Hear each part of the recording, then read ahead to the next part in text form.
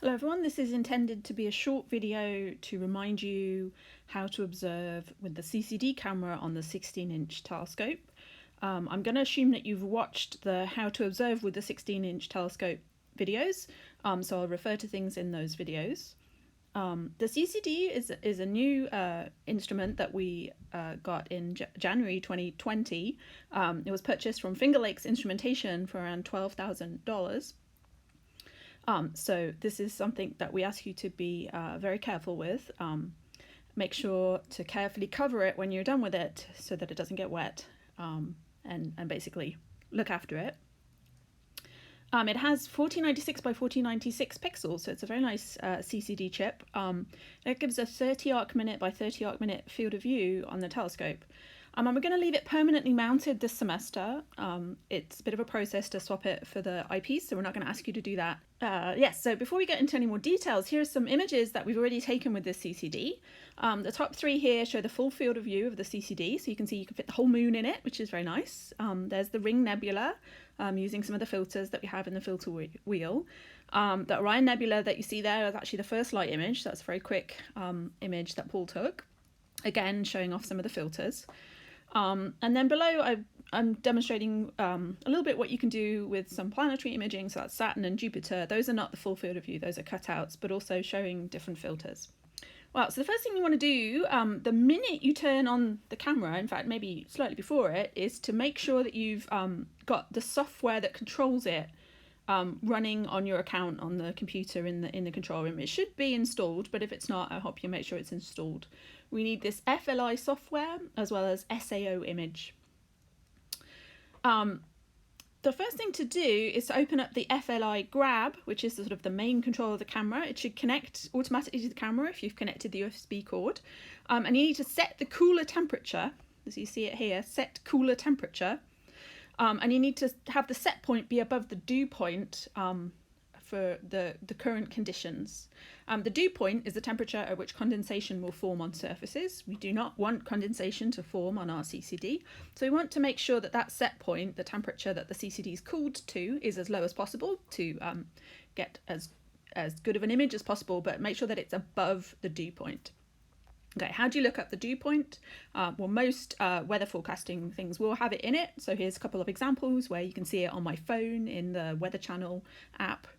Also, I like weatherunderground.com, which gives the dew point somewhere on the website. Search for it.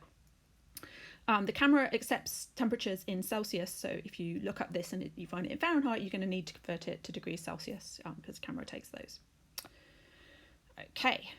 So now your camera is running, your software is up, and the telescope is pointing at something. For fine alignment, you're going to need to take an image. You can't look through the main eyepiece.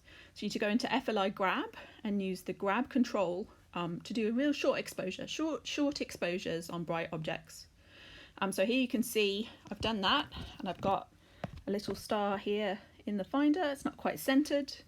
I've put the directions that you'd move the telescope, move it just a little bit to center the object right into the center of the field of view of the CCD, and then align the telescope again. The finder right now is pretty well aligned with the CCD, so if you put something near the crosshairs in the finder, it should be in the CCD. If you knock that finder scope, the small telescope along the side, it's going to get out of alignment. We can realign it, but it's going to be a bit of a process, so try not to knock it. Yeah, so you've taken your image and you've adjusted your pointing. You now want to do focusing. And so here are some examples of an out of focus star, both in the FLI grab and then this SAO image software. I don't find it very easy to tell if a star's in focus or not in FLI grab. So I like to open up the images in SAO in the DS9, in SAO image, DS9, and then you can zoom right in and you can see that this is like a little mini donut. So we need to do the focus procedure. We have a FLI focus, which will actually control fine focus.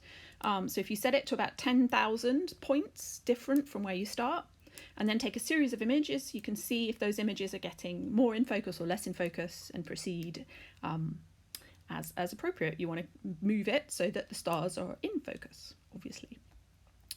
Now let's see, did I have more on focusing?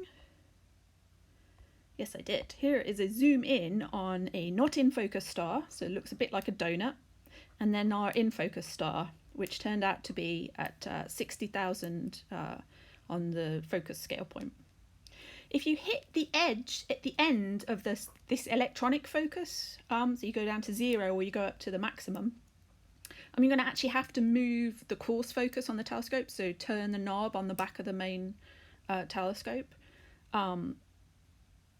Just make sure you remember which way you turn it in case you go the wrong way, but otherwise it should roughly be in focus, as long as the temperature, while the temperature stays quite stable. But if there's a big change in temperature, we may need to move that coarse focus. Okay, so now we know where we're pointing. You're going to basically tell the telescope to point to a bright star near the object, your target of interest, and then recalibrate it. If it's a big move across the sky, you want to recalibrate on that bright thing near your target of interest, and then you can tell it just to point at your target of interest, and it should be pretty well aligned. I've had good luck with that this summer. You may want to take images through different filters, and to do that we use the FLI filter software. This labels things as different slots. There's a filter wheel, there's a physical wheel that has these different filters in them. And we've put on the control room computer, we've put a little guide to which filter is in which slot. If you need to it doesn't always know where it's pointing initially, the filter wheel, so you may need to reset it before you start. And just bear in mind, this is a physical wheel that is moving, so it's not like a computer game. It can take a little bit of time to move, so give it a bit of time.